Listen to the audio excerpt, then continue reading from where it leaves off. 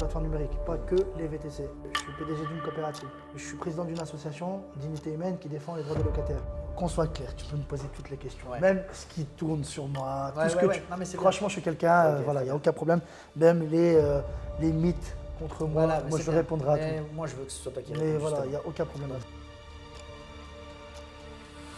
Je connais pas la question, mais je donne l'autorisation avant. Comme Ah, ça, avant. je donne l'autorisation avant, je connais pas la question, je D'accord. répondrai à toutes les questions. D'accord. Qu'est-ce que tu penses du fait qu'un chauffeur qui a été rattaché sur une flotte ne peut pas se détacher? L'application refuse de le détacher tant que le gestionnaire ne donne pas son feu vert. Alors là, c'est totalement illégal. Effectivement, moi, j'ai été sollicité là-dessus. D'accord. Je rappelle qu'aujourd'hui, dans le cadre légal, d'accord, moi, si je veux mettre fin à mon contrat avec mon prestataire ou mon employeur, d'accord, la plateforme n'a pas à intervenir là-dessus. Ouais. D'accord. Il faut le savoir. Parce que là, quand elle intervient là-dessus, d'accord, ça veut dire qu'elle a compétence à juger du conflit entre deux entités. D'accord. Enfin, ça peut être une entité ou deux personnes. Et là, aujourd'hui, on a une prise d'otage. Pourquoi? Parce que les capacitaires sont un peu les favoris, les chouchous des plateformes numériques. Et donc, soi-disant par protectionnisme, d'accord, eh ben, elles disent aux chauffeurs, si tu n'as pas réglé ton litige avec ton patron, moi, je ne peux pas te détacher. Mais c'est totalement illégal. On a réussi, nous, avec 3 ou 4 cas, avec une mise en demeure d'un avocat, de dire aux plateformes numériques, attention. D'accord? Attention, parce que là, on peut vous attaquer. Et c'est aussi un lien de subordination, il faut le rappeler, ça c'est hyper important parce qu'elle va au-delà de ses compétences de mise en relation. Là, elle se comporte comme étant dans une relation de tiers où finalement elle-même, veut par protectionnisme pour son partenaire, juge qu'elle doit intervenir dans ce dossier-là, alors qu'elle ne doit pas intervenir. On n'est pas sur une relation tripartite. C'est une relation entre, je rappelle, le pseudo-salarié, d'accord, et le pseudo-employeur. Ouais. Donc s'il y a un litige, soit c'est de l'ordre de la compétence du CPH, donc Conseil du Prud'homme, ou ça peut être de la compétence du tribunal du commerce. Mais ce n'est pas aux plateformes d'intervenir, elles n'ont pas le droit. Donc, Exactement. voilà. Donc c'est totalement illégal. Elle ne s'ingère pas déjà dans le côté comptable entre Bien le sûr, gestionnaire elle sait et le pas. rattaché. Mais moi, si j'ai envie de déposer plainte, moi, je suis chauffeur, demain, je peux déposer plainte contre la plateforme numérique. Est-ce qu'elle a les éléments nécessaires déjà? Et même si elle avait les éléments nécessaires, c'est de l'ordre de la justice. Ouais. Là, je suis désolé, mais quelque part, elle est juge de cette affaire-là. Donc déjà, elle me juge comme étant peut-être un mauvais payeur et tout. Je suis désolé, c'est totalement illégal. Pas le droit. Ça, c'est la justice. La plateforme ne va pas faire la justice. Et qu'est-ce que tu penses de la responsabilité des plateformes dans ces pratiques de rattachement? Ça relève du code pénal, tout simplement. Donc aujourd'hui, on a... Est-ce qu'elles sont responsables de bien ça? sûr, on a le préposé et le commettant. Il faut le savoir. Donc dans le code pénal, que ce soit le préposé ou le commettant, d'accord, celui qui propose et celui qui commet, d'accord, les deux sont responsables. Que ce soit dans une affaire, par exemple, j'avais cité dernièrement quand j'étais sur TPMP, je disais, mais vous savez que ça relève du code pénal aussi, que les plateformes ont une responsabilité. C'est pas parce que c'est une plateforme de mise en relation que derrière elles peuvent se dédouaner. Oui, mais elle n'est pas responsable des déclarations fiscales et comptables Pas d'un fiscale, gestionnaire de pas flotte. fiscale, mais elle a une obligation, d'accord, de contrôler les documents. Ah ben, le contrôle, les chauffeurs rattachés rentrent avec une carte VTC. Je vais vous donner un exemple très simple. Ouais. Dernièrement, quand on a demandé au service de contrôle, vous avez été faire un tour chez Uber, on nous a dit non, pas encore. Parce que, je rappelle, c'était l'article, je ne sais plus quoi, récemment, qui a été promulgué par Madame Borne. Les applications sont soumises à un contrôle annuel, une fois à l'année. Je suis désolé, on a été contrôlé Hitch, on a été contrôlé les petites plateformes, mais pas les grosses plateformes. Quand j'ai demandé, moi, d'avoir le rapport des contrôles, on ne me l'a jamais donné. Donc, aujourd'hui, je te le dis, et je le dis à tout le monde, que quelqu'un m'amène un rapport de contrôle qui a été effectué au sein des plateformes numériques. Ce n'est pas vrai. Pourquoi? Quand nous, on a saisi l'inspection du travail, on a gagné au tribunal administratif, au TA. On nous a dit, oui, monsieur Menali, vous avez raison, cette plateforme doit être contrôlée. Et il y avait cet argument aussi, du fait est qu'aujourd'hui, elle ne contrôle pas les sociétés qui rattachent des chauffeurs qui n'ont pas de déclaration. Eh oui, parce que vous me dites, ouais, mais derrière... Non, aujourd'hui, le chauffeur, il faut savoir qu'il a des obligations envers la plateforme numérique, des présentations de documents. Je ne parle pas du contrat de travail, tout ça, attention. Ouais, non, ça c'est autre chose. Mais la carte professionnelle, VTC, ouais. l'assurance, il y a plein de choses comme Voilà. ça. Moi, ce que je regrette quand même, c'est que normalement, elles doivent aller beaucoup plus loin quand il y a des sociétés de ce type-là, d'avoir les contrats de travail. De voir, moi j'avais demandé, j'ai dit, attendez, moi je peux créer une société et finalement avoir des chauffeurs mais qui ne sont pas salariés. Mais demain, moi je pourrais attaquer votre responsabilité. Et malheureusement non. Pourquoi? Parce que dans le processus de contrôle, elle s'arrête qu'à les documents comme un indépendant, c'est-à-dire carte professionnelle, assurance, RC Pro, attestation à titre onéreux. C'est ça le problème aujourd'hui. Même s'ils ne le font pas, on pourrait, moi j'avais déjà discuté avec des avocats qui me disaient, mais Brahim, c'est pas parce que ça n'existe pas qu'on ne pourrait pas créer une jurisprudence là-dessus. Donc ça, il faut vraiment être attentif là-dessus. Ouais.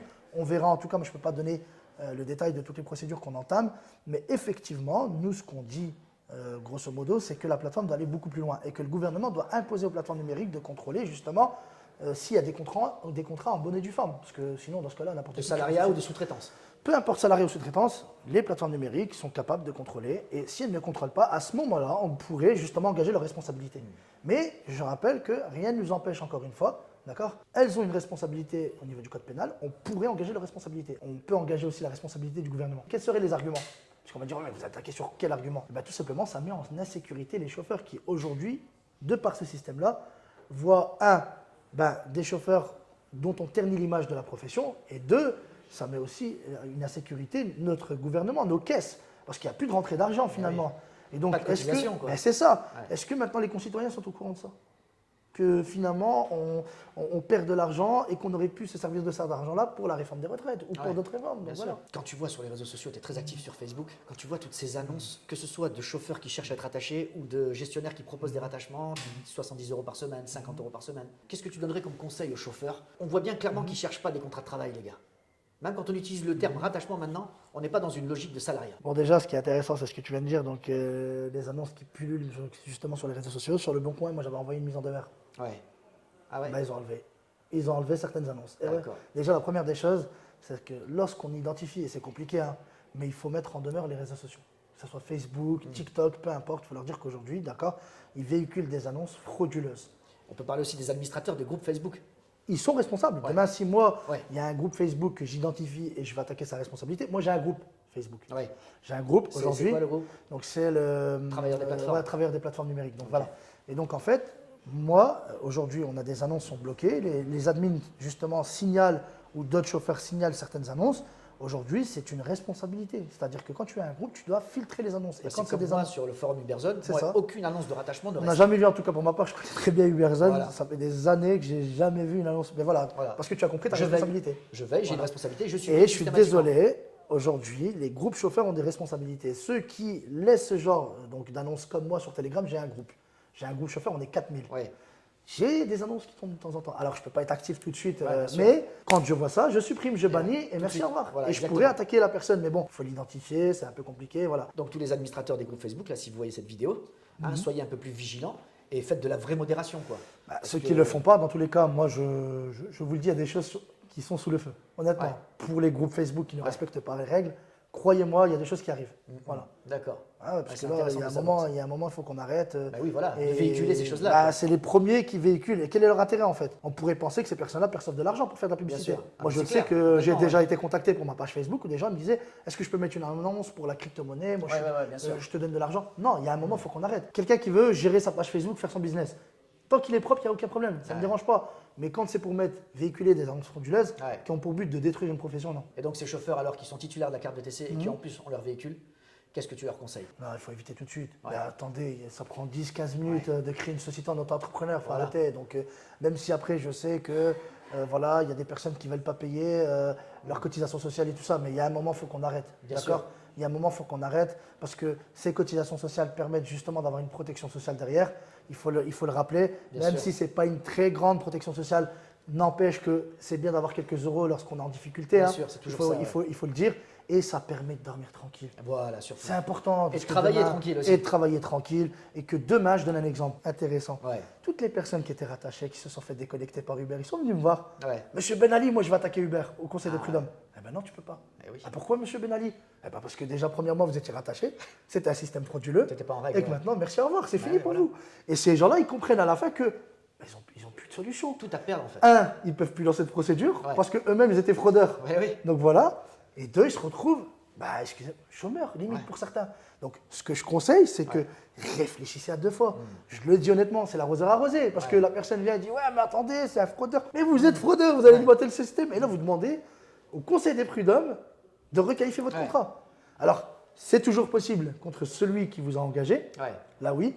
Mais contre Oui. Uber, non. Ben non. Parce que voilà, sinon on reviendrait à l'arrêt de la Cour de cassation dans l'affaire Le Cab, où il y a un chauffeur justement qui avait cette relation-là, donc du coup, qui travaillait avec une société de transport, et cette société de transport avait une relation commerciale avec Le Cab, et l'arrêt est très clair, c'est-à-dire que là, il n'y avait pas requalification. Voilà. Donc c'est pour ça que je leur ai dit, c'est hyper important. Ce type de relation-là, il faut tout de suite arrêter. Parce que, Bien sûr. il y a Gabriel Attal qui a été clair à ce sujet-là, donc il y a des contrôles qui vont arriver très très vite et un prélèvement à la source. Pour ceux qui sont rattachés, ils vont se faire triplement prélever. Donc sur leur compte, qu'est-ce qui va se passer? Parce que ceux qui rattachent, ils vont dire bah, finalement, je vais devoir vous prélever un peu plus parce que je ne peux pas payer vos cotisations sociales et parce qu'aujourd'hui, bah, avec les annonces de Gabriel Attal, ils prélèvent sur le compte. Vous voyez? Donc, moi je vous le dis honnêtement, c'est vraiment être idiot de faire ce système. Mais tu en as même qui ne prennent des chauffeurs attachés, de ce que j'ai entendu sur certains groupes WhatsApp, etc., que s'ils ont des comptes Revolut, N26, voire même des comptes étrangers. Oui, parce qu'on est moins regardant, mais je rappelle encore que c'est une grosse connerie. Je rappelle qu'aujourd'hui, il y a des normes européennes, qu'elles ont changé et qu'elles sont soumises aux obligations. Comme par exemple, dernièrement, il y a eu un petit remue-ménage dans les comptes N26 où ils demandent de mettre les pièces d'identité des personnes qui sont détenteurs justement de ces comptes-là. C'est parce que de l'autre côté, ils veulent vérifier. Et surtout, je rappelle encore une fois, ce n'est pas parce que voilà, le capacitaire va vous dire bah, crée ce compte-là, tu n'as aucun risque. Je rappelle qu'il y a des écritures bancaires. Bah oui, déjà entre l'application et le gestionnaire. Et qu'à un moment, sur certains montants, quand à chaque fois ces montants reviennent, ça enclenche, d'accord, la brigade des finances. Parce que il y a un mail qui part, peu importe, que la banque soit en Allemagne et tout ça. Bien sûr. Attendez, excusez-moi, le zigote là, il reçoit 1500 et tout ça. Tracé, Voilà. Et même pour l'espèce, ceux qui pensent être malins, qui disent, mais moi je suis payé en espèces. Voilà. Allez, je donne un exemple très simple parce qu'il faut que je raconte tous les cas et c'est marrant. Il y en a un, même chose, qui pensait être malin, qui disait, moi, tous les semaines, je suis payé en espèces. Sauf que qu'est-ce qui s'est fait contrôler? C'est le capacitaire en question. Bien parce sûr. que lui, C'est lui il qui sort encaisse. l'argent. Et, Bien sûr. et qu'est-ce qu'il a fait? Un rangement avec la brigade. Il a dit, moi, je vous donne les 30 gars Oh là là. que je paie en espèces. Les 30 fraudeurs, là, qui touchent la CAF, qui touchent le chômage, qui, voilà, moi, je vous les donne. Ils se sont arrangés comme ça. Et le mec a une réduction. Voilà, à Donc, tous ceux qui risque, veulent. Ah bah ouais. Donc toi, tu penses être malin. Mais en fait, finalement, t'es pas malin. Ton combat, depuis des années, on le connaît. Tu es une personnalité publique dans le secteur du VTC. merci. On sait qui tu es. Moi, je te suis personnellement. Qu'est-ce qui est prévu dans les jours à venir, par exemple, au niveau des rattachements avec le syndicat INV, par exemple? Alors nous, avec le syndicat INV, on a rencontré 2 avocats et ils préfèrent rester dans l'anonymat pour l'instant. Donc du coup, on va lancer effectivement 2 actions. Après, moi, je peux le dire déjà, on va engager la responsabilité du gouvernement là-dessus. Parce qu'on ne peut pas laisser voilà, un secteur où voilà, la fraude pullule constamment et qu'on ne fasse rien. Et surtout que de l'autre côté, qu'est-ce qui se passe? Ces personnes qui sont rattachées sont les privilégiés d'Uber. Et derrière, ceux qui travaillent, Uber, qui sont Bolt, indépendants, les autres, hein. Uber, Les Bolt, plateformes, Hitch, toutes les plateformes Voilà. numériques. Voilà, soyons justes, toutes les plateformes numériques. Qui intègrent les flottes dans C'est leur ça. Et plateforme. aujourd'hui, le problème, c'est qu'eux sont privilégiés au détriment des autres qui ont une société, qui sont indépendants. Et lorsque justement ils se plaignent de la tarification, ils sont déconnectés. Parce que de l'autre côté, on a de la chair à canon. Mais après, tu es d'accord avec moi, Brahim, que ces plateformes-là, à partir du moment où juridiquement elles ne sont pas responsables des liens qu'il y a entre les gestionnaires et les chauffeurs attachés, elles sont tranquilles. C'est ce que j'ai dit. Ouais. Il faut aller beaucoup plus loin. Voilà. Aujourd'hui, Dans on le a des contrôle. lois, on a un vide juridique Ouais. qui s'installe de plus en plus. Que ça soit dans le code du travail, que ça soit dans le code du commerce, les impôts, le code des impôts, il faut le dire. Aujourd'hui, malheureusement, ils se servent parce qu'ils ont des experts juridiques sûr. qui vont aller regarder. Ah, mais ça date de 1996, on est en 2023, on peut exploiter la faille. Ouais. Donc aujourd'hui, effectivement, tant qu'on n'engage pas la responsabilité de ces plateformes numériques, tant qu'on ne demande pas d'aller au-delà, de celle de regarder l'État. au-delà, Ouais. celle de l'État. Mais je rappelle encore une fois que moi j'avais proposé donc un système qui permettait justement en temps réel, lorsque les plateformes numériques scannaient ces documents, d'accord, et pour des soucis aussi de confidentialité de données RGPD, de dire écoutez, on envoie ça à une entité. Elle envoie un voyant vert ou rouge. Vert, ça veut dire que bon, j'ai checké, tous les documents sont bons. Rouge, là, il y a un problème. Il y a un document frauduleux ou il y a un truc qui ne va pas. Donc, on m'a dit, oui, on va le mettre en place. Et ça, je rappelle que c'était en 2019. On est en 2023, il n'y a rien qui a été fait. On a mis un espèce de similaire à ce que j'avais proposé, qui est moins technique, moins regardant. Et aujourd'hui, il faut regarder, hein, il y a plein de failles. Donc, À combien tu estimes le nombre de chauffeurs rattachés, mais de façon pas légale? Moi, j'ai juste une question à te poser. Est-ce que tu as vu l'intervention de Clément Beaune, ministre des Transports? Non, sincèrement non. À l'Assemblée nationale, il nous a sorti un chiffre incroyable. Il nous a dit il y a 100 000 cartes VTC délivrées. Sous serment. Quand on a demandé, nous, en tant que structure syndicale, combien de cartes ont été délivrées, on nous a dit 36 000. Donc imagine-toi 100 000 cartes délivrées. Maintenant, ajoute à cela ceux qui, comme une passoire, ont réussi à s'infiltrer sans carte professionnelle. C'est possible. Bien sûr, et je vais te donner un chiffre que tu vas retenir et qui est hyper important parce que ça, j'ai eu les documents Uberfiles, j'ai eu accès donc, aux documents Uberfiles. Je remercie Marc Magan qui m'a fait confiance bien avant les publications. 2,6 millions de trajets à l'époque, semaine rien que pour Uber. Fais le calcul. Ouais. 2,6 millions de trajets semaine, rien que pour Uber. Rien que Uber, ouais. Voilà. Fais le calcul. Est-ce que 36 000 chauffeurs peuvent faire ces 2,6 millions de trajets? On a fait le calcul, non. Voilà. À combien tu estimes le nombre de chauffeurs VTC? Moi, je pense qu'on est entre 150 000 et 200 000 avec les chauffeurs. De toute façon, l'estimation que j'ai donnée, elle est basée sur des enquêtes qu'on a menées. D'accord. Et on pense qu'on est entre 150 et 200 000 entre chauffeurs frauduleux et vrais chauffeurs. Mais à combien tu estimes la part de chauffeurs frauduleux rattachés, tout ça dans des... Je pense, hein, honnêtement. Donc, En pourcent, par en exemple. pourcentage, on serait dans l'ordre de 40 à 60% peut-être. C'est Une tranche. énorme. C'est énorme, ouais, mais c'est ceux qu'on voit le plus sur le terrain, malheureusement. Mais c'est vrai qu'il y en a des VTC. Quand tu regardes dans Paris, tu roules, Mais tu vois des macarons partout. je te donne un exemple. Tu fais une expérimentation un jour, sur une journée. Ouais, Fais 10, 15 commandes. ouais, Tu verras peut-être 5 vrais chauffeurs. Ouais. Le reste, c'est que des chauffeurs ouais. pirates. Ouais. Voilà, on les appelle comme ça entre nous, mais voilà, c'est vraiment des chauffeurs pirates. Donc non, il y a des journalistes qui ont estimé ça sur le terrain. On a travaillé avec... là, il y a des choses qui vont sortir sur TMC prochainement. Et il faut que ça passe par validation justement de leur hiérarchie. Il y a RMC qui a fait un formidable travail là-dessus. Hein, donc Ouais. voilà, Ouais, j'ai vu, ouais. on est tombé sur un réseau avec 20 000 personnes qui prétendent avoir eu leur carte professionnelle de manière frauduleuse, qui ne sont même pas enregistrées en préfecture. Ouais. Elles ne sont même pas recensées pour certaines. Ouais.